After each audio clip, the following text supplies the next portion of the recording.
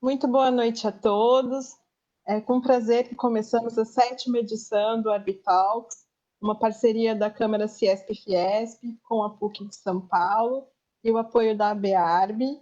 Quero agradecer aqui a presença dos nossos palestrantes, Dr. Napoleão Casado, Dr. Ivo Weisberg, e com a mediação do Dr. Brian Longo. Muito obrigada ao professor Cláudio Finkelstein por estar mais uma vez aqui conosco. Professor, por favor.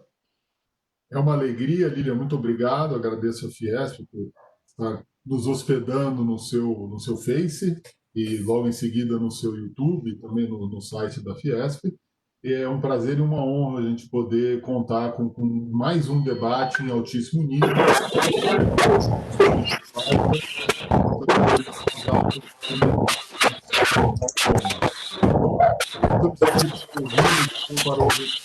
Passo imediato a palavra ao Brian. Muito obrigado por estarem aqui conosco.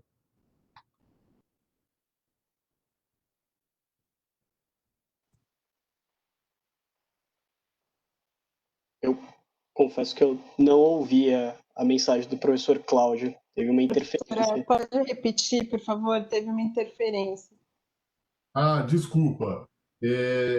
Bom, na verdade eu só agradeci, obviamente, a Canfiesp por todo o seu trabalho, por nos hospedar.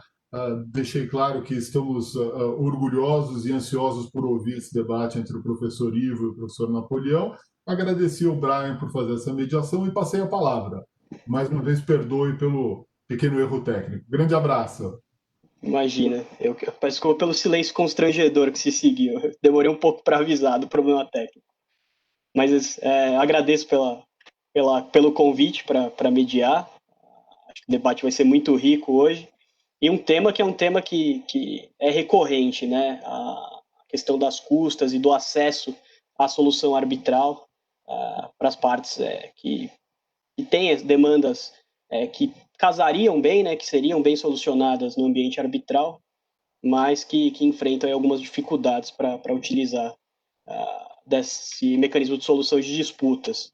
Então, para o debate de hoje, eu vou ler aqui alguns dos questionamentos que foram sugeridos para os debatedores e, na sequência, passo a palavra para eles iniciarem as discussões. Então, o primeiro tema primeiro, né, acho que um tema que deve ser discutido por todos é necessário democratizar a arbitragem? Faz sentido levar a arbitragem para demandas de menor valor econômico ou para demandas em espécies determinadas de litígio, como os litígios de natureza trabalhista ou os litígios de natureza consumerista? Esse deve ser o foco de uma pós-democratização do uso da arbitragem, ou essa democratização deve focar ainda em demandas de maior valor econômico, mas aquelas que ainda não são submetidas à arbitragem, seja porque ocorrem em regiões que ainda não têm tanto acesso a instituições arbitrais, seja por ocorrerem em setores que ainda não são setores que fazem uso constante da arbitragem.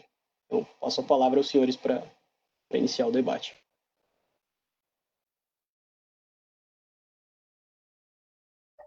Quer começar, Ivo? Pode começar, Napoleão. Depois eu pego a palavra aqui. Quando a gente não combinou nada, você começa. Vai lá. Maravilha, vamos lá. Bom, primeiro, o que seria essa ideia aí de democratizar, né? Quando eu ouvi a expressão aqui no tema, será que é a gente levar para essas demandas de menor valor? Será que é fazer com que cheguem em regiões que ainda não conhecem? Eu acho que faz muito sentido democratizar no sentido original até da palavra, né? Que é democracia é você poder escolher. Então, eu acho que faz muito sentido você dar opção para as pessoas terem o caminho da escolha, dizer, tá, eu quero ir pelo poder público, que é o padrão, ou por um outro método, que a arbitragem é apenas um desses métodos, né? Você pode ir para uma mediação, você pode ir para uma negociação, tem uma série de formas de você resolver suas disputas. Então, eu acho muito positivo que, em tudo que for possível, evidentemente, as partes, as pessoas têm o poder de escolher. Então, se a pergunta é nesse sentido de se é positivo democratizar, e se democratizar for entendido como deixar as pessoas escolherem, eu sempre vou achar que é positivo sim, que a gente deve tentar dessa possibilidade. Agora, É um desafio hercúleo. A arbitragem, do jeito que a gente conhece, é um negócio feito para demandas mais complexas, tem um custo alto, tá? Não só o custo no sentido de você precisa custear pessoas de alto nível para fazer aquele trabalho, como o custo efetivo para as partes. No final das contas, sai uma conta relativamente alta em geral. Tem um monte de movimento aí para diminuir essa conta, mas, de forma geral, ainda é um procedimento, em termos absolutos, caro no primeiro momento. Então, eu acho positivo ter a opção e acho positivo que a gente pense em meios de tornar esse procedimento um pouco mais barato. E já tem muita coisa por aí na rua.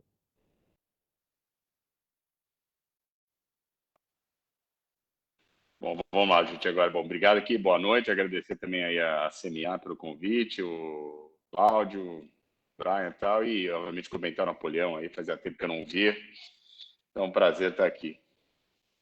Assim, do jeito que o Napoleão colocou, não dá para ser contra o conceito de dar opção para as pessoas. Eu entendo isso, mas eu também acho que talvez, assim, eu acho que a palavra democratizar está sendo usada como mais uma espécie de popularizar do que de democratizar como... Até porque tese democrático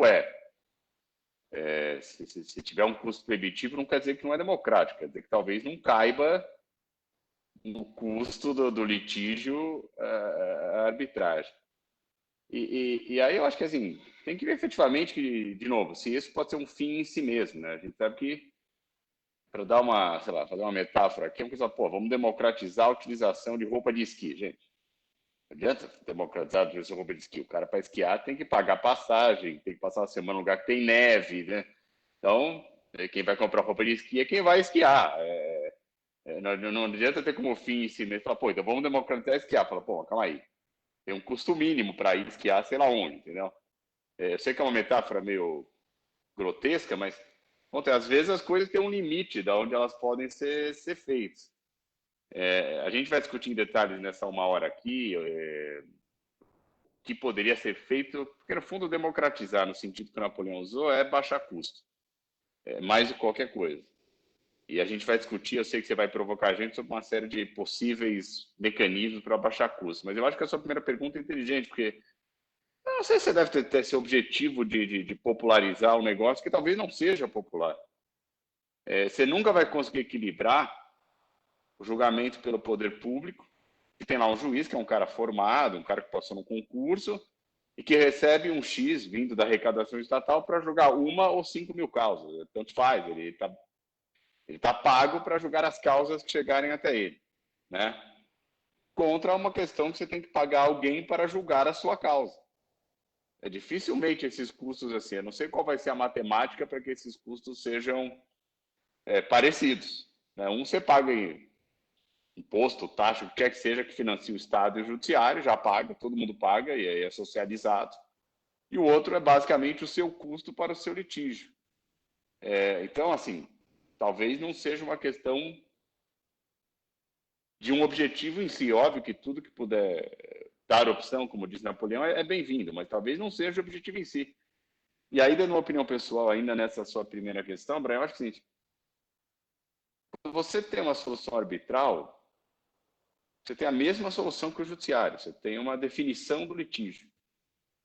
Então, é um método alternativo só no aspecto que quem julga é um terceiro pago para isso e não o juiz que é pago pelo Estado. É a única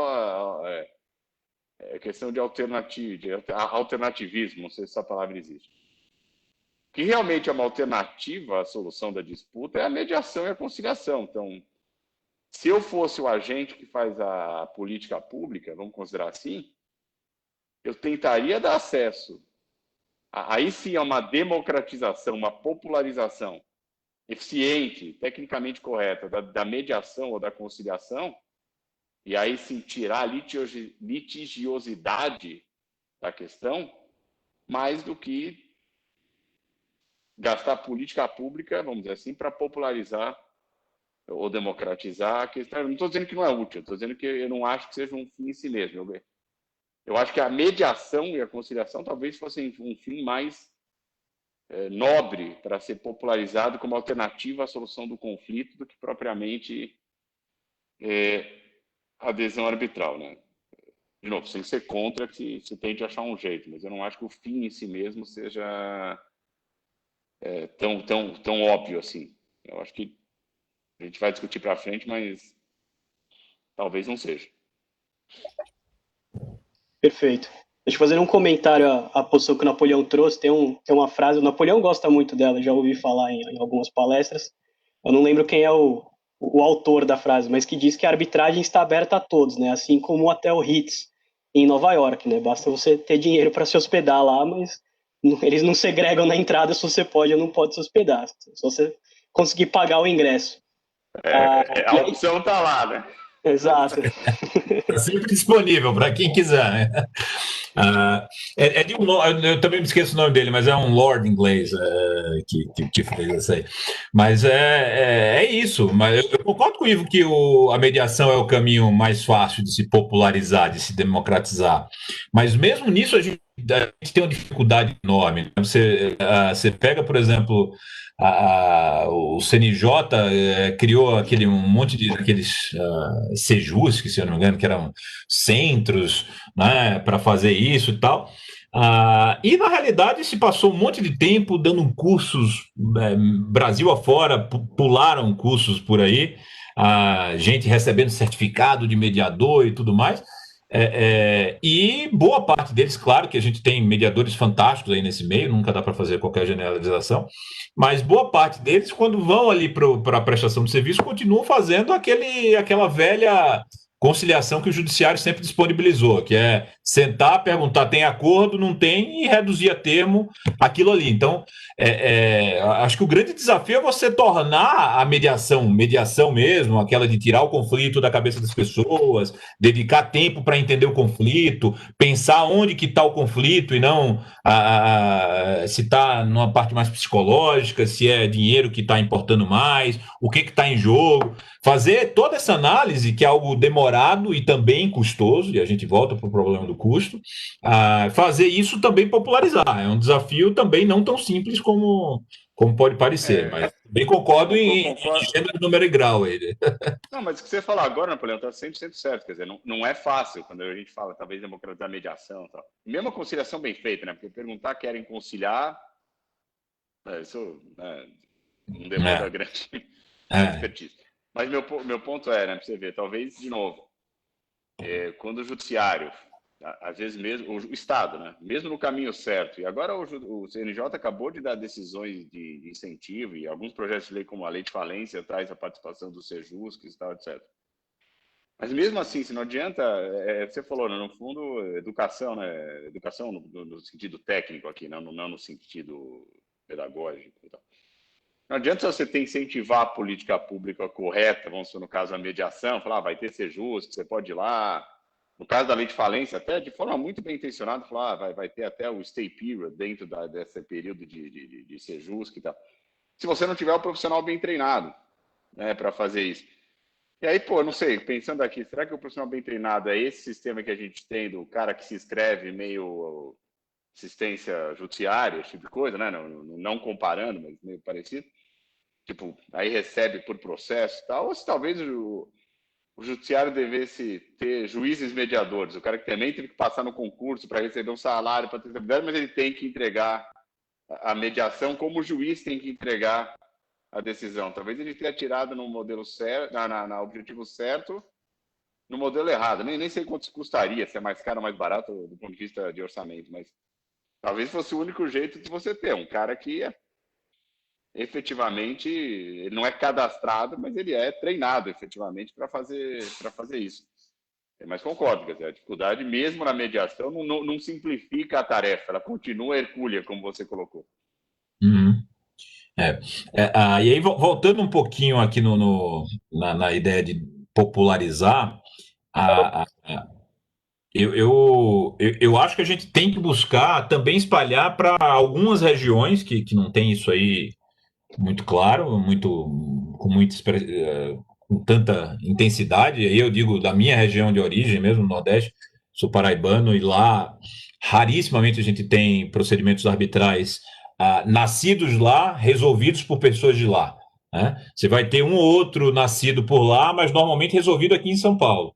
Né? Então, essa arbitragem puro sangue local ainda é uma coisa rara, não só no Nordeste. Você pegar o Norte também não tem, você pegar boa parte dos estados do Sul também não tem, Centro-Oeste tampouco. Então, uma experiência mais aqui da nossa região, aqui de São Paulo e Rio, talvez, entendeu? Desse eixo Rio-São Paulo, sobretudo, com outra exceção de alguns pontos, sei lá, Minas, Paraná, Rio Grande do Sul, mas coisa muito isolada. Então, acho que é muito positivo que a gente também busque isso. Isso tem ficado um pouco a desejar. O crescimento da arbitragem no Brasil tem sido muito focado ainda no eixo Rio-São Paulo.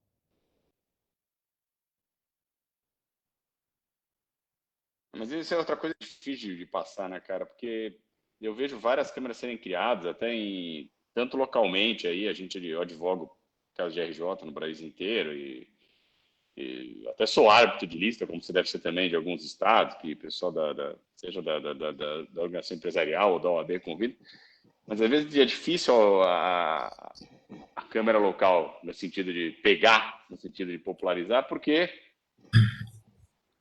se tem um cara não local, do mesmo jeito que numa arbitragem internacional, o cara não deixa, às vezes, ser aqui, ó, o agente estrangeiro. Tá? Eu quero fazer um negócio que encarece tudo, às vezes não tem benefício nenhum. Na questão local é a mesma coisa. Chega a parte que não é local, ela fala, não, eu quero que seja São Paulo, Rio, não sei o que tal, e vai para as câmeras de sempre, ou as mais conhecidas e tal. É uma tarefa... Mas eu acho que, assim, se tivesse câmeras locais fortes, aí sim eu acho que, mesmo dentro de negócios regionais, no tamanho de mercado que seja razoável, com os custos adaptados à questão local, ajudaria muito a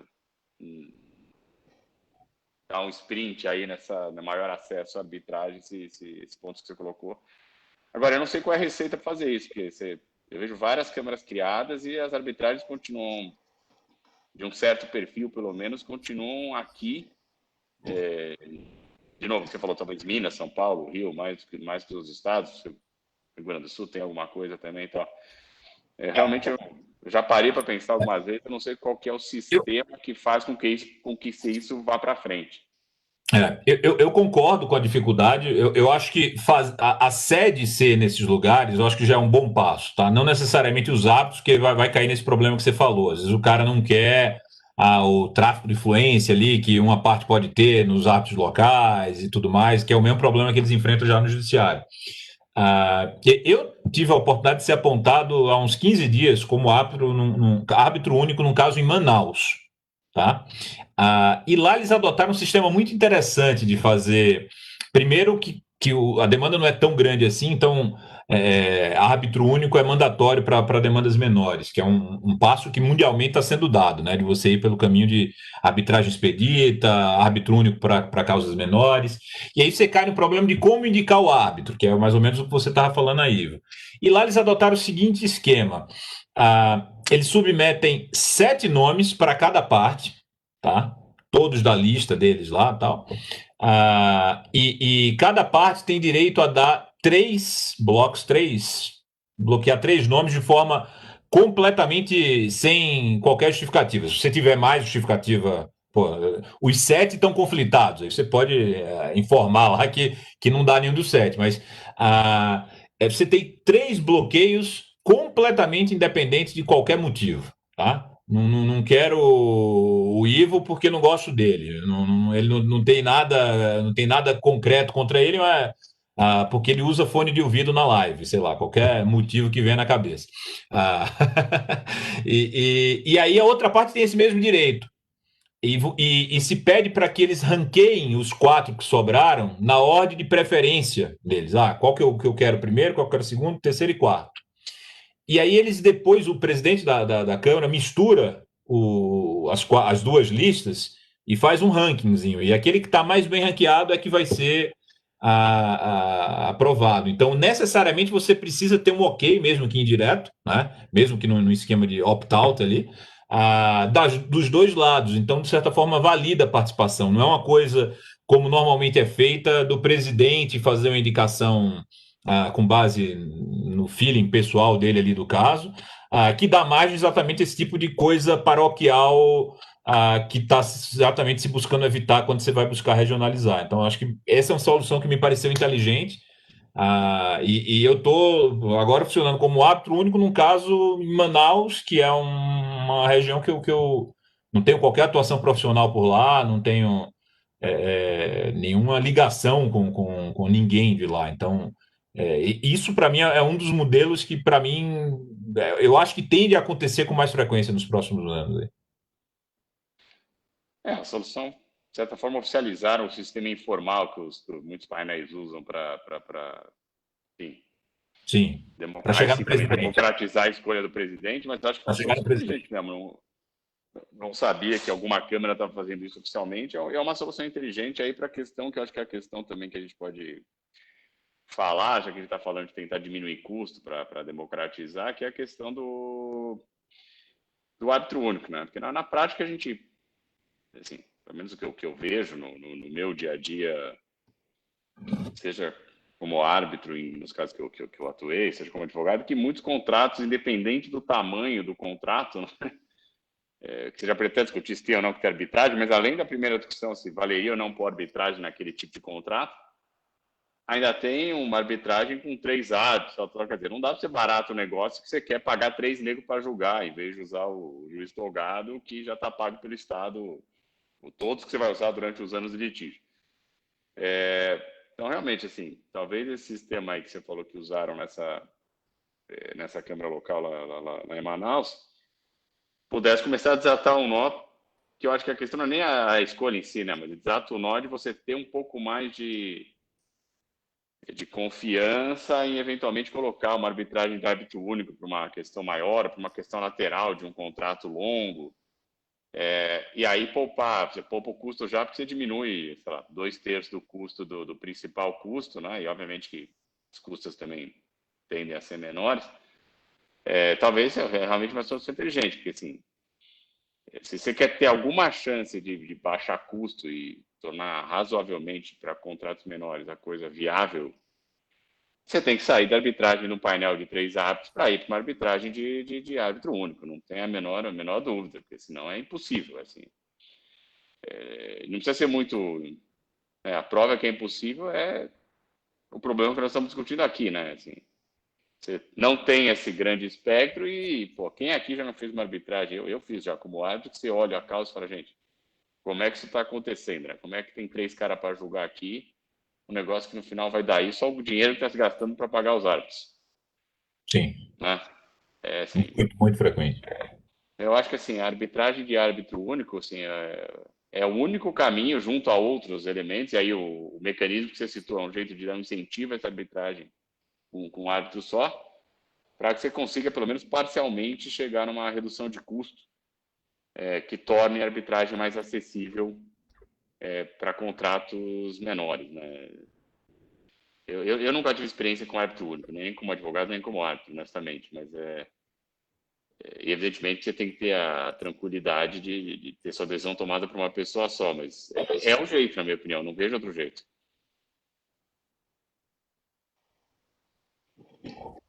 Bom, continuando aqui, de fato, acho que precisa colocar na cabeça das pessoas, acho que o brasileiro em geral já tem essa ideia de recurso, né? A gente vê o Tribunal de Justiça como um caminho automático, né, no nosso ordenamento jurídico, né? Diferente lá fora quando você passa por um juízo de admissibilidade, uma apelação, por exemplo, nos Estados Unidos, e muitos dos recursos não são nem julgados no tribunal, né? Aqui a gente ainda tem essa ideia do duplo grau de jurisdição como uma coisa inalienável, né? Todo mundo quer ser julgado por um colegiado.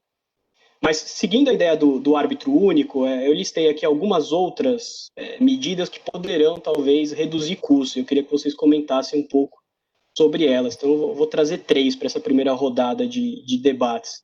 A ideia de arbitragem expedita, né? Ou seja, uma arbitragem, via de regra, com data de vencimento, né? Ou seja, ela tem que terminar num prazo pré-determinado. Arbitragem 100% online, sem deslocamento das partes para realizar a audiência, né, das partes do tribunal arbitral, que acho que é uma realidade que a pandemia trouxe e foi testada e deve ficar, né, não deve ser algo passageiro. E a ideia daquela arbitragem apenas por documentos, né, arbitragem documents only, hoje as partes têm ali um período de tempo para apresentar seu caso exclusivamente por via documental, e na sequência o tribunal teria a sua janela de tempo para julgar. Então, queria entender de vocês se vocês acham que essas são medidas que poderiam reduzir custos, ou se a redução de custo é marginal nesses casos, e se é algo que funciona, ou se você, por um lado, se você reduz custos, por outro, você bate de frente com alguns direitos fundamentais de apresentar o caso, ou de devido processo legal e ampla defesa. Bom, eu já estou com o microfone aberto, então vou começar. Brian, eu acho muito, muito interessante esse seu raciocínio aí. De fato, muita gente se incomoda com essa coisa do duplo grau de jurisdição e com essa ideia de um julgamento colegiado. Mas se a gente for buscar a origem histórica disso, primeiro, isso tem muito mais a ver com direito criminal, tá? A ideia de um julgamento colegiado era para evitar que o sujeito tivesse o destino dele, né, às vezes a morte decretada, por um juiz único que estava ali na comarca, num lugarzinho ali no interior, que não ia com a cara do sujeito, condenava ele à morte ou à prisão perpétua ou algo do tipo. Então, duplo grau de jurisdição é sim um direito fundamental, mas na minha concepção muito mais ligado à esfera criminal do que à esfera civil. A esfera civil, me parece que há um interesse muito maior das partes, das pessoas que fazem negócio, em ter uma solução rápida para o seu litígio, embora até imperfeita, a ter uma solução colegiada com 3, com 7, com 11, e que dure décadas, né? Então, eu acho que o que está em jogo aqui nessa coisa do duplo grau, e aí que a arbitragem tenta replicar ali com um tribunal, ou seja, um colegiado, né, um tribunal com 3, é muito mais. O que está em jogo é celeridade versus um julgamento justo, né? Então, eu não tenho dúvida que o árbitro único, eu tenho algumas experiências, não só como árbitro, mas também como advogado. E te digo, Ivo, que olha, achei muitas vezes melhor do que o tribunal, viu? Tanto, sobretudo pela celeridade, todos foram mais rápidos. Todos foram mais rápidos. Você não tem essa coisa de que para marcar uma audiência eu tenho que conciliar a agenda de 3 caras, normalmente 3 caras medalhões ali no seu campo de atuação e, consequentemente, muito demandados, com a agenda superlotada. Então, tem que conciliar essa agenda e, de repente, aparece um imprevisto. Não, vamos remarcar. Remarca, só arruma a agenda 3 meses depois. Então, essa dificuldade você zera com o árbitro único. A dificuldade para deliberar também. Às vezes, dentro do tribunal, tem alguém ali que está reticente, não sabe. O árbitro único não tem muito, é ele, né? Ele Deus ali. Então ele tem uma forma de deliberar muito mais célere por natureza. A questão do Zoom aí, do mecanismo aí de você usar a audiência virtual, eu sou super favorável. Digo que fiz algumas aí na pandemia, achei muito bom. Eu acho que perde-se alguma coisa, né? Presencialmente, evidentemente, que você tem uma interação maior, você percebe algumas coisas ali na linguagem corporal que às vezes pelo Zoom você não percebe. Então, eu vejo diferenças, mas não acho que essas diferenças sejam substanciais a ponto de dizer que, olha, só dá para fazer audiência se for presencial. Então, nesse contexto de reduzir custos, fazer ela 100% virtual, acho extremamente positivo, não só na parte de audiência, mas também na parte de troca de documento. A gente já chegou a fazer arbitragem com 7, 8 partes que a gente tinha que enviar documento em pendrive. O que se gastava de dinheiro em pendrive era uma fábula. Cada petiçãozinha tinha que o documento impresso mais os documentos ali no pendrive. Iam 10 documentos para lá, 10 pendrives para lá, 10 pendrives para cá. Então, isso super positivo. A arbitragem documents only, né? Ou seja, só documento, não permitir instrução e tudo mais. Eu gosto. Lá fora se usa, evidentemente que você pode ter problemas para casos específicos, mas eu gosto muito da ideia. Eu acho que, por exemplo, na área tributária, que acho que foi até objeto do último Arbitalks aqui que esteve, é muito comum você ter arbitragem que só vai ser discutido direito e com base em documentos ali que as partes já têm. Tanto o fisco tem acesso, quanto o contribuinte também. Então, fazer esse tipo de arbitragem como uma arbitragem que não vai ter instrução, até porque, em regra, não tem quando é no poder público, totalmente favorável. Agora, para boa parte dos litígios cíveis, a instrução para mim é fundamental. Então, mais uma vez, a gente volta para a origem de todo o problema, que é uma cláusula, você escolher bem o método que vai te adequar, vai se adequar ao teu caso. Então, se você tem um caso que não vai precisar, não tem muita possibilidade de precisar de uma audiência, vai lá, vai fundo num Documents Only. Eu acho que vai ajudar muito a reduzir custo.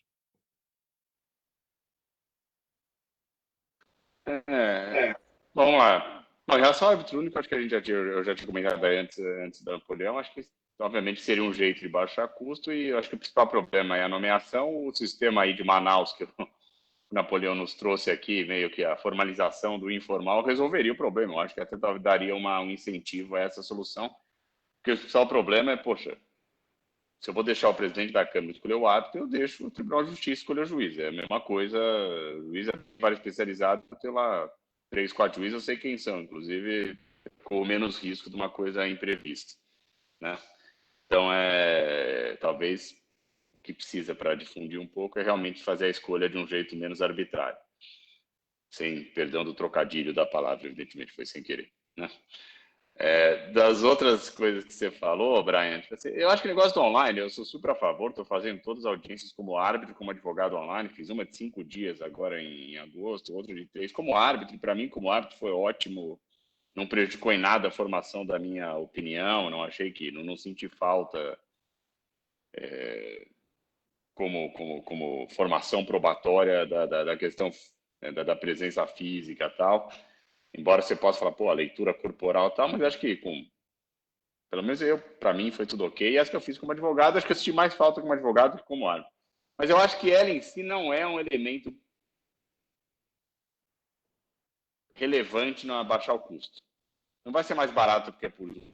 Tem que pagar o advogado, tem poder e atua. E mesmo a gestão do processo pela Câmara, facilitada, mas não é assim, não é aí que nós vamos resolver o problema do dinheiro que custa fazer uma arbitragem. Acho que isso é bom para que ela seja talvez mais rápida, porque para mandar documento é melhor, para fazer uma audiência é melhor, fazer uma audiência numa liminar é melhor. Então, acho que é mais uma questão de praticidade e tempo do que de custo, do ponto de vista de custo da arbitragem, né? E quem produz documento físico era a parte também, não era o tribunal, né? Correio, sei lá, o que você tinha.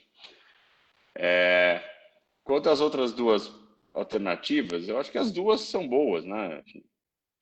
Expedito, evidentemente, que por si é mais uma questão de tempo, mas influi no custo. Então, mas de novo, a gente tem um problema cultural com isso, né, gente?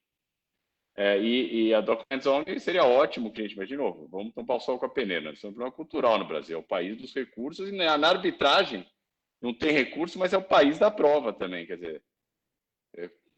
Estou para ver uma arbitragem ser julgada, o que no judiciário é bem comum no estado que se encontra sem audiência de instrução. O advogado não abre mão. Eu estou falando do advogado da arbitragem. O advogado, não estou nem falando do cara que vai fazer arbitragem e não sabe. Estou falando do cara que só faz arbitragem. Não abre mão da audiência. E quando eu falo advogado, eu me incluo, gente. Não estou me excluindo, não. Estou falando da nossa cultura. Não abre mão de postergar o fim da instrução, de juntar um documento depois que já tem 50 mil documentos e as audiências, mas não sei o quê. Não abre mão. Tem nem que junta documento ou pede para juntar documento e alegações finais. Nós temos uma questão cultural, assim, para tirar do papel um advogado na hora de fazer a cláusula arbitral, falar numa arbitragem só por documento, porque é um advogado que faz a cláusula, não vamos esquecer disso. Num país onde você não acha alguma arbitragem... Às vezes não. Mas em regra Talvez não é o advogado que faz a arbitragem, mas em regra é um advogado. Tem mais chance de aceitar uma arbitragem assim se não for, na minha opinião, honestamente. E fora isso, quer dizer, a questão cultural para que isso saia do papel como uma opção acadêmica para uma opção, como é que se fala? Real, você tem que achar um cara que queira fazer isso a priori. O que eu acho difícil, porque nem nas arbitragens estão... Tem arbitragens que o advogado sabe que é uma questão de direito e ele pede a instrução, pede para ver o depoimento pessoal. Nós estamos no país da boa-fé objetiva, gente, cara. Diriam, né? Assim, quantas arbitragens você faz hoje em dia de direito comercial ou civil que não tem uma alegação de boa-fé objetiva, e aí tem uma alegação de aí sim vai produzir prova para mostrar que aquela conduta é a favor ou contra uma questão. Quer dizer, eu acho só que a ideia é boa, mas é muito longe do nosso caso. Se você tivesse, né, onde eu vejo que isso talvez pudesse acontecer, mas aí o Napoleão comete problemas depois. Nessas câmeras arbitrais, e não nas câmeras, mas nos processos arbitrais, aí várias câmeras têm, que são fruto de convênios setoriais, entendeu? Tá, se convênio de franquia tem convênio, algumas de consumidor de setores específicos, eu sei que tem convênio, e aí talvez você pudesse uma questão de imóveis lá, não sei se existe, mas tá um convênio da questão de corretor com o pátio, do Secov, sei lá. Talvez nisso você pudesse falar, olha, a cláusula, aí você esbarra no segundo problema, não, mas tem um convênio, então tem a determinação ali de que seja documents only, mas aí, mas o contrato é de adesão, então vai discutir se podia ter uma limitação da prova, sem que o cara gravasse um vídeo no YouTube dizendo eu concordo com essa cláusula, tal, não sei o quê. Então, eu não sei até onde ela é viável, né? Agora, se você pensar bem, é engraçado, né? A gente não consegue implementar essas coisas no mundo alternativo.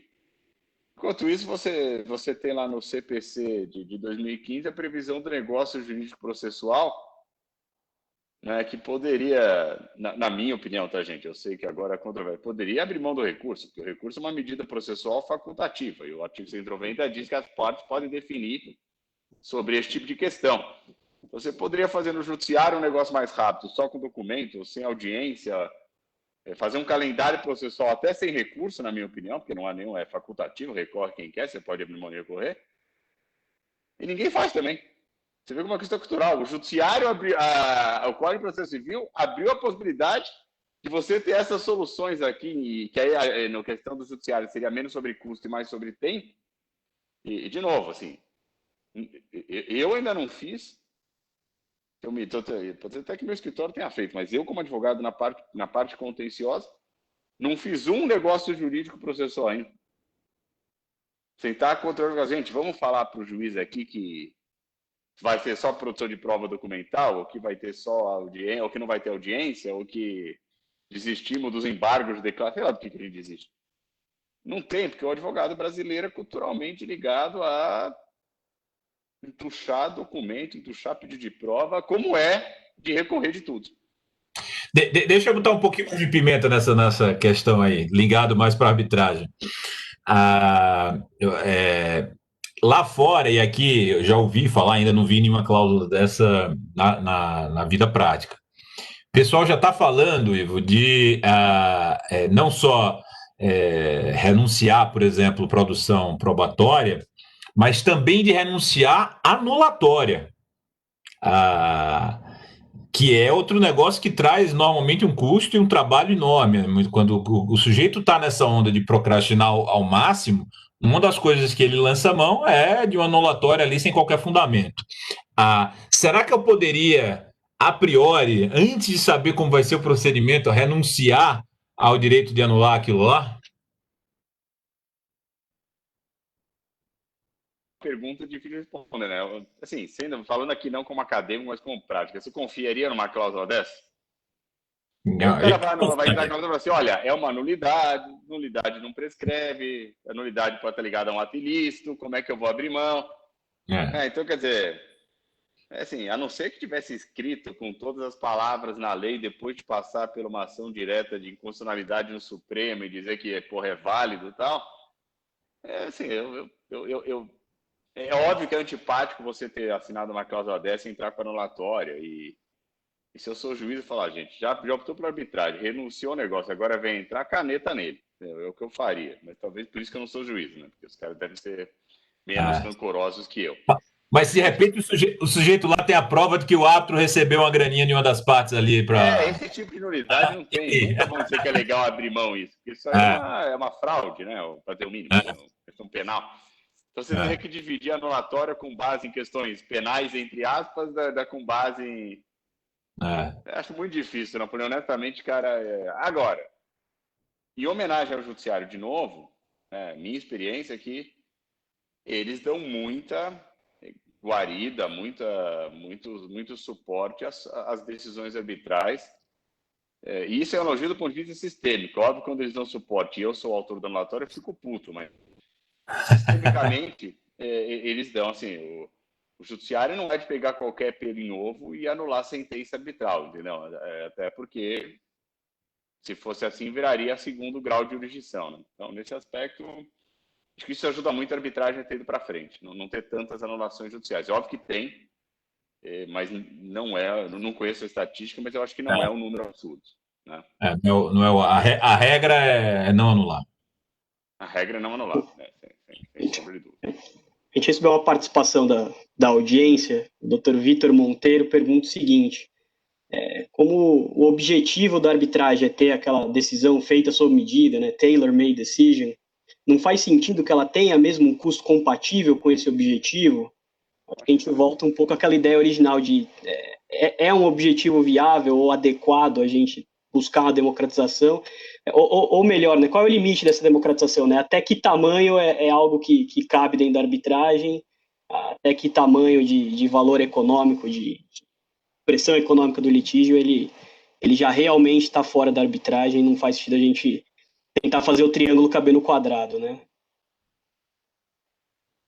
Começa nessa aí, Não, eu acho até, minha opinião, na primeira pergunta do Brian, eu respondi um pouco a pergunta do Vitor, né? Que eu acho que às vezes não faz sentido mesmo, que você quer uma decisão tomada por uma pessoa especialista na sua matéria, né? Você quer ter o direito, óbvio que, né, na arbitragem única é um direito relativo, de árbitro único é um direito relativo, mas na outra é um direito mais de escolher parcialmente as pessoas que vão julgar, de ter certeza do conhecimento da matéria.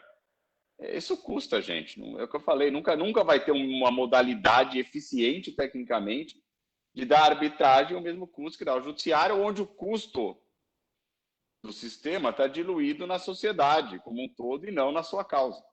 Por isso, a sua causa custa menos para entrar. Eu acho que assim, tem um limite dessa democratização, e é esse: você optou por uma solução que demanda uma estrutura diferente, portanto, demanda um custo diferente. Então, na parte de democratização, custo, eu acho que há efetivamente um limite. É contraproducente você querer usar para tudo, só pela paixão pelo Instituto. Aí, na parte de democratização, mais na acepção do Napoleão, de dar opções, aí eu acho que, eventualmente, é mais uma questão de dar conhecimento, para que as pessoas possam pensar nisso, entendeu? Mas vai lá, agora vamos ver o que o Napoleão acha aí. Vamos lá. Não, eu concordo. O limite exatamente é o tamanho da sua disputa. Vão ter disputas que elas são, em regra, deficitárias, para o poder público, inclusive, né? Mas o poder público ele pode atuar de forma deficitária. Então, você tem, por exemplo, o sujeito que está discutindo ali R$ 500 que pagou no conserto da máquina de lavar dele. R$ 500 para ele chateou a ponto dele iniciar um processo, mas aquela disputa em si vai custar mais caro, inclusive para o poder público, do que os próprios R$ 500. Então, todo litígio tem um custo para ser resolvido. Esse serviço que o poder público oferece tem um custo elevadíssimo. Tem estudos aí colocando em mais de R$ 5.000 por ano o custo de cada processo no Brasil, porque tem toda uma máquina pública ali custeada. Ela precisa ser custeada, né? Senão você não tem Estado Democrático de Direito. Agora, ela está ali paga por alguém. Quando você vai para a arbitragem, esse alguém é você, não é mais o Estado. Então, precisa efetivamente fazer sentido financeiro. O que me incomoda quando a gente fala disso é quando o pessoal diz tem alguns setores que não dá para ter. Não dá para ter porque são demandas que não são relevantes. Então, esse entra, por exemplo, trabalhista, consumidor, e isso me incomoda, porque eu acho que trabalhista tem algumas demandas enormes, envolvendo milhões de reais. Você vai para o consumidor, você tem potencial de ter algumas demandas um pouco maiores também. Então, ter essa possibilidade das partes escolherem, eu acho positivo. Como fazer é um grande desafio, mas eu acho que o caminho é colocar um limite de valor. Por exemplo, no trabalhista, o legislador já foi lá e colocou, disse, olha, demandas envolvendo pessoas com salário superior a 2 vezes o teto da Previdência, dá algo como uns R$ 12.000. Então, no primeiro momento eu olhei e disse, nossa, eles colocaram um teto baixo e tal. Sabe quantas pessoas no Brasil ganham CLT a mais do que R$ 12.000? Menos de 3% das pessoas, né? Então, já foi feito um corte nisso. Então, só aquele pessoal que está ali nos 3% mais privilegiados seletistas é que vão ter a possibilidade de ir para a arbitragem. Eu acho que foi um corte pragmático aí. O mundo ideal era qualquer um poder escolher. Mas como a gente tem que conciliar a teoria com a realidade, o legislador optou por esse caminho. Consumidor, eu acho que também vai ter que ir por um caminho desse. Em algum momento, para encaixar dentro da realidade do seu conflito, vai ter que ter um custo compatível com o tamanho do processo. E como esse custo, por mais que a gente baixe, com todas essas medidas que a gente falou, consiga baixar, nunca vai baixar a ponto de ser o preço do judiciário. O judiciário, às vezes, você pode até optar por ser 100% grátis, né? Se o sujeito é beneficiário da justiça gratuita, ele não paga nada, né? Então, nunca vai chegar nesse nível, vai se reduzir, mas o limite dessa redução é, de fato, um tamanho mínimo de processo aí que você tem que olhar no caso a caso, mas tem que ter um tamanho mínimo, sim. Não tem dúvida, gente. Nunca vai ser igual. Não é para ser igual. Por isso que eu acho, não pode ser um objetivo em si democratizar. Se democratizar, for todas as causas podem ser. E volto ao início. Eu acho que o Estado, se tiver que gastar dinheiro com método alternativo de solução de conflito, obviamente é com a mediação, com a conciliação e não com a arbitragem. A arbitragem é para algum tipo de contrato que seria eficiente. O que me deixa mais bravo, entre aspas, assim, é quando você pega como árbitro, pelo menos, ou mesmo como advogado, um contrato que você fala, pô, quem pôs arbitragem nesse contrato? E aí você inviabiliza praticamente o litígio em razão dos custos envolvidos. E às vezes você não acha alto, mas a pessoa que tem o direito acha alto, ou acha relevante, ou acha, né? Ou não tem, ou não tem o dinheiro. É o direito dela, né? Aí, não tem o dinheiro. Tem o direito, você né? acha baixo, mas não, o cara acha alto. o cara não tem o dinheiro, Não, e é o direito dela, né? Se às vezes a pessoa quer lutar pelo direito por uma questão de posição, mais do que uma questão econômica, né? Quase que erem aí, mas... Então, quer dizer, eu acho que a gente tem mais que assumir que não é para tudo do que lutar para que seja para tudo. Esse é o meu ponto. Agora, a questão trabalhista, Napoleão falou que eu não conheço, não sei como é que funciona e tal. De novo, evidentemente, qual que é o corte é uma questão setorial, dá para fazer uma pesquisa, ver onde que a barra bate, etc. Tal, e se achar o corte, etc. As questões consumeristas, aí eu acho mais difícil, aí é difícil ver o corte onde é que mas enfim. Mas é o que você falou, não dá para comparar uma ação de um diretor, de aquela discussão de diretor seletista, estatutário contra a empresa de milhões, com um funcionário de uma tarefa mais simples de centena de real de salário. Não dá para comparar essas duas coisas. A mesma coisa o consumo, não dá para comparar o consumo da loja do pão de queijo com o consumo do cara que freta o avião, que é consumo, para fins não comerciais. Uhum. Então, assim, não dá para traçar o negócio generalizado. Eu acho que é uma coisa que não cabe para tudo, porque os custos não suportam tudo. E de novo, gente, o judiciário tem... fazendo um parênteses aqui, assim, qualidade técnica das decisões, não dá para dizer que é melhor ou pior num ou no outro. Os juízes são bem treinados, às vezes o árbitro não está fazendo uma função para a qual não tem perfil. As decisões boas e ruins, Napoleão está acostumado, existem nos dois setores. Eu já vi decisões judiciais maravilhosas, independente de ganhar ou perder, estou falando tecnicamente. Eu já ganhei e perdi nos dois também, obviamente, né? Assim, aquela piada que quem perdeu é o cliente, não é você, é sempre boa, mas no fundo não é assim que eu vejo as coisas. Mas eu já vi decisões de acordos e sentenças de primeira instância maravilhosas no judiciário e horríveis. Já vi decisões arbitrais de processos super complexos, boas, ótimas também, como também já vi horríveis. Horríveis, eu digo, não é horríveis de ganhar, às vezes até ganhei, mas horríveis de fundamentação. Então, a questão técnica é muito relativa. O judiciário é uma opção também, é uma boa opção. Quando você fala que o cara não vai fazer arbitragem, parece que o cara foi jogado no poço dos o jacarés, o direito dele pereceu. Não, ele só vai ao judiciário, gente. Onde vai, é um lugar que também decide bem. Né? Pelo menos é como eu vejo. Sem dúvida. O maior problema do nosso judiciário é a demora para ele decidir, mas é um judiciário que, em regra, decide muito bem também, concordo. Mas a demora, se você pensar bem, se tiver a mesma interpretação do negócio jurídico processual, aí, se o cara que você leu 190, você já fala, pô, desde que isso, desde que aquilo, não sei. Mas se vigorasse direito, talvez você conseguisse resolver a demora no próprio CPC, do que trazer essa discussão aqui, né? Sem dúvida. Acho que o grande problema aí é conseguir um acordo depois que a briga já começou, né? Acho que a cláusula arbitral tem essa ideia de um compromisso de eficiência para o futuro, né? A gente sempre vai esbarrar nessa... Em aula, eu costumo comparar isso com a relação de marido e mulher, né? Antes de assinar a cláusula, é aquela paquera, aquela aproximação, todo mundo vendo o futuro comum, aí se casam, é tudo. Até ali é muito tranquilo. Depois do divórcio, que rolou traição, que rolou xingamento e tal, você fazer esses dois, quando já tem ali até um certo sentimento ali de raiva, sentarem e escolherem algo racional para o futuro deles, é um desafio hercúleo, é bem difícil.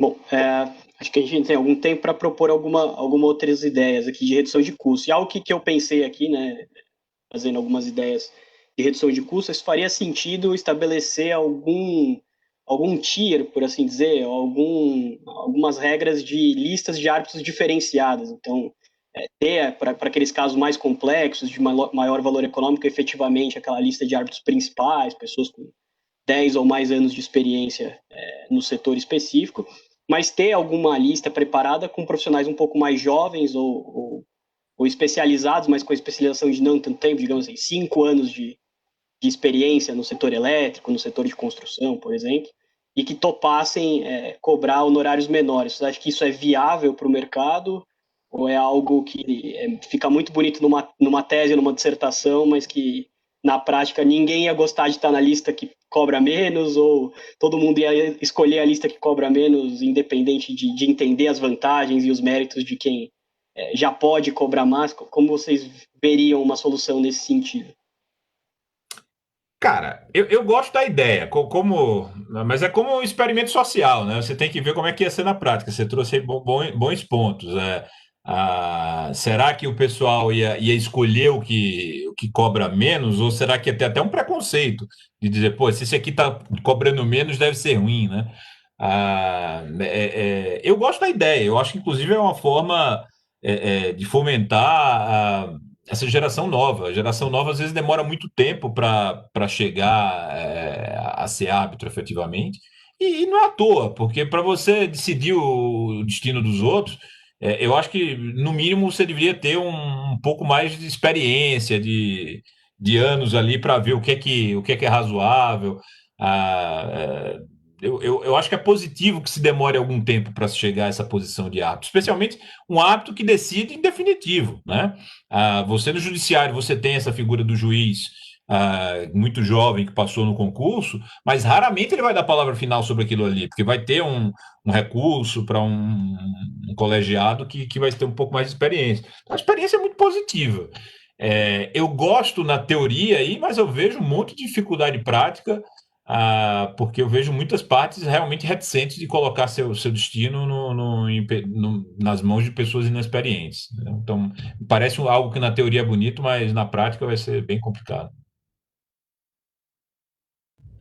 Eu concordo com o Napoleão, é difícil, né? Imagina, o cara já está abrindo mão do recurso, o cara ainda vai fazer uma opção deliberada em razão do custo por um árbitro que pode até ser melhor, gente. Tenho certeza que tem nego de 25 anos que deve jogar muito melhor que eu, mas o cara não tem experiência. Você está contando um pouco com a experiência vivida no mundo empresarial para que o cara decida, né?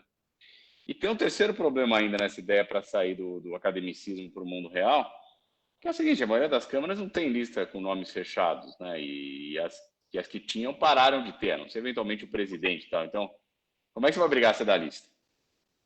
Né? Sei lá, eu acho difícil, eu comparo na verdade assim, ainda que a gente veja algum valor até nessa questão do incentivo da carreira e tal, eu acho muito difícil no cenário de tudo que está acontecendo, para a pessoa que tem o litígio a ser decidido, é difícil você separar desse jeito, eu acho. Eu acho que teria pouca chance de funcionar, sendo honesto. Eu estou até concluindo agora um trabalho junto à Senacom, que é a Secretaria Nacional do Consumidor, sobre exatamente a viabilidade de uso de arbitragem para o direito do consumidor. E uma das sugestões que eu estou fazendo lá é que câmaras arbitrais especializadas nessa área de consumidor, evidentemente para um valor, a partir de um certo valor, elas usem árbitros que se disponham a atuar em valores mais próximos da realidade do direito do consumidor, que são litígios menores. Então, acho que um bom caminho para o jovem árbitro, sujeito ali que se formou, estudou, gosta muito de arbitragem, pode ser, se isso vingar em algum momento aí, não essa coisa de uma lista em que fica claro que você recebe menos do que o cara mais sênior, ou você é menos experiente do que o outro cara. Mas um caminho desse, de se dispor a fazer, por exemplo, arbitragem de consumo, em que as disputas já são, em regra, pequenas, e que aí eu acho que as partes não dá para você também querer ir para uma arbitragem de consumo, que já é um negócio menor, e ainda querer, não, eu quero um sujeito com 30 anos de experiência, um tribunal super complexo, não. Então, ele vai aceitar um sujeito menos experiente e provavelmente um cara só para julgar aquela demanda ali de passagem aérea, que, pô, deu overbooking, essas coisinhas aí que a gente vê muito comuns aí no direito do consumidor.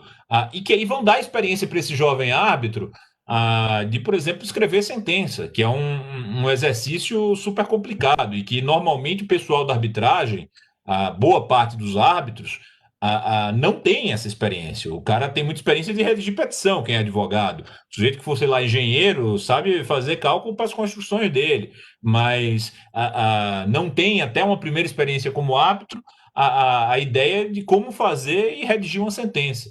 Então, pode dar essa experiência por aí. Eu acho que esse é um caminho mais fácil do que essa ideia de lista separada aí.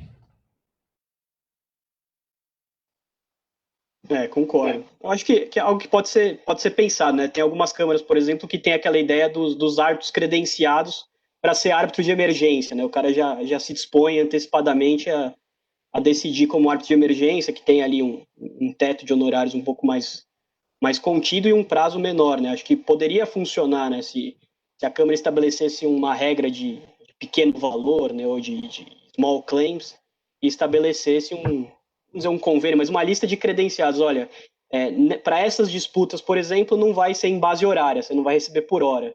Vai receber um teto de X% da demanda, e aí a própria parte se habilita a participar ou não, né? O próprio candidato a árbitro ou árbitra, esse candidato, olha, se vier uma disputa dessa, pode contar comigo na sua lista que eu estou disposto. Acho que aí é legal.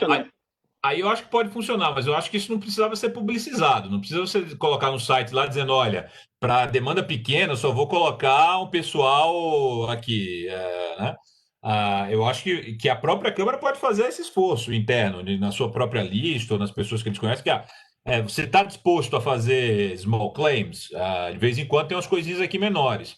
E o sujeito oralmente fala, tá, aparecendo, me manda. Porque é o que acontece na prática hoje. Quando a demanda é um pouco menor, a própria Câmara liga perguntando se o árbitro tem interesse, uma vez que está cogitando nomeá-lo de forma como árbitro único, por exemplo. Nos casos que eu fui árbitro único, em regra, são demandas menores. E as câmaras sempre me ligaram para perguntar se eu tinha interesse naquilo ali. Então, na prática, tem esse tipo de pesquisa ali, informal. Legal. Bom, a gente já alcançou, né, as 20 horas, então eu vou abrir aí para considerações finais de vocês. E só para ter algum tema adicional, perguntar se a ideia do financiamento de terceiros, né, investimento de terceiros em arbitragem, pode ser um caminho para a democratização, ou se ainda assim aí é outro critério de barreira, né? O próprio financiador já faz essa seleção prévia se a demanda tem um valor econômico mínimo ou não, né? Existe esse diálogo ou, na verdade, é mais um elemento que seleciona por um piso de valor as demandas? Eu acho que paradoxalmente, Branco, eu acho que obviamente que não tem financiamento para arbitragem pequena, porque não tem valor envolvido que vale a pena o cara pôr dinheiro em qualquer estrutura na frente, financiar de um jeito ou de outro, se não tiver um volume de dinheiro a receber, né? Óbvio. Então, assim, ele não conserta a questão de ter mais arbitragens de valor baixo. Isso não é o financiamento que vai fazer. O que ele faz? Ele conserta, de certa forma, a barreira para o cara que não tem dinheiro litigar o litígio alto.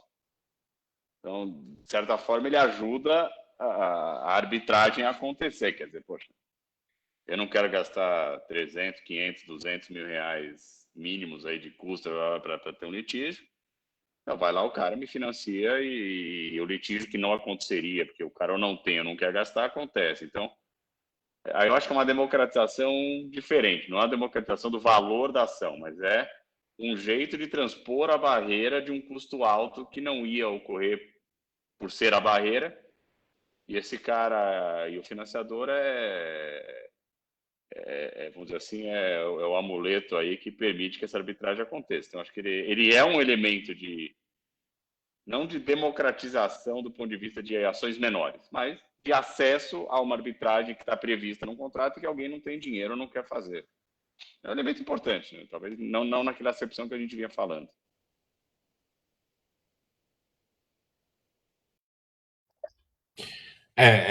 Concordo 100% com o Ivo. O financiador vai ajudar alguma coisa, mas não resolve o problema do small claims, não. Agora, só para quebrar um pouco o preconceito, às vezes as pessoas acham que tem que ser um valor astronômico, né? É claro, quando falar que 1 milhão de reais é um valor pequeno, mas para arbitragem, quem está no meio sabe que é um valor pequeno para uma demanda. E a gente já teve demanda no escritório de 1 milhão de reais financiada por um terceiro. Então, nem sempre não parta da premissa de que só interessa para o fundo um negócio de 50, 60 milhões. Às vezes um negócio menor pode fazer sentido dependendo do que tem de direito ali, se a coisa está muito clara. E o custo da arbitragem, lembrando, essa era uma arbitragem árbitro único, numa Câmara que tinha um regulamento de custas proporcional ao valor em disputa, então o custo do procedimento não era tão absurdo assim, mas o sujeito não tinha a grana nem para isso, então terminou se valendo esse financiamento.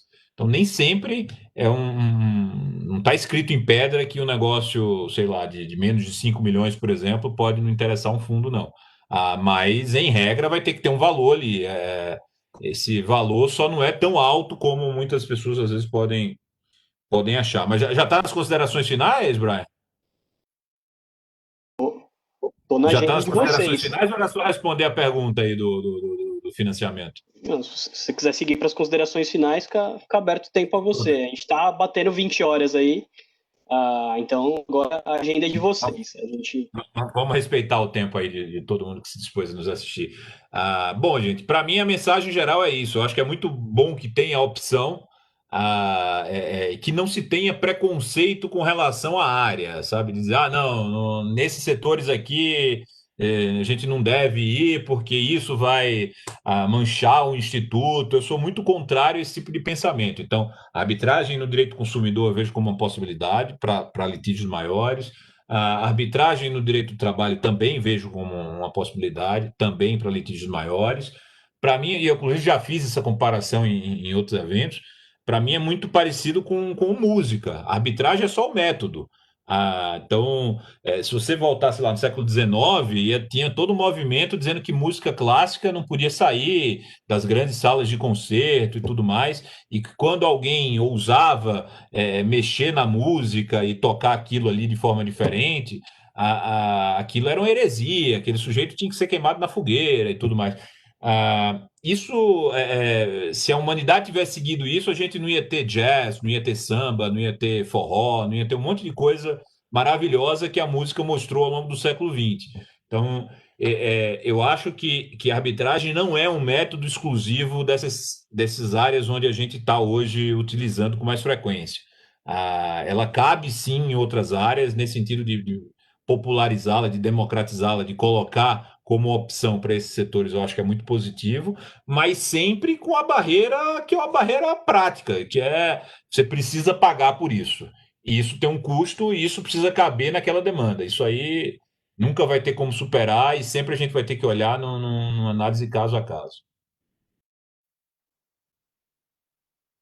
Eu vou aqui me despedir.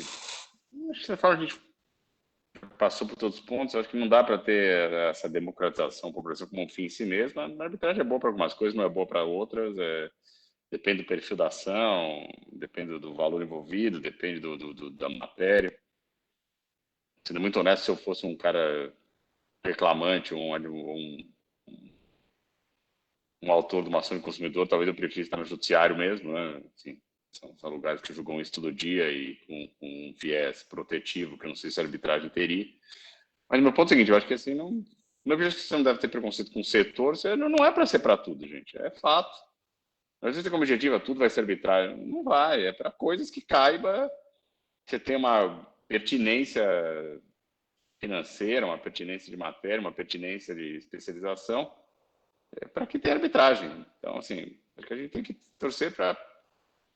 Acho que o que cabe aqui é, assim, por meio de política pública, incentivar a mediação, conciliação, etc.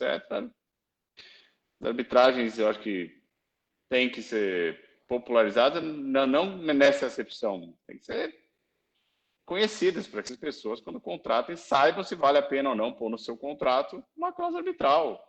Nem coloquem quando seja ruim, nem deixem de colocar quando seja boa, em razão da barreira do custo, porque, de novo, tem câmeras diferentes, com custos diferentes para qualquer arbitragem, né?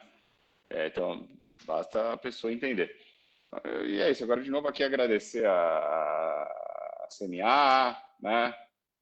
Agradecer aí o Brian e o Cláudio, que esteve conosco aqui no início pelo convite.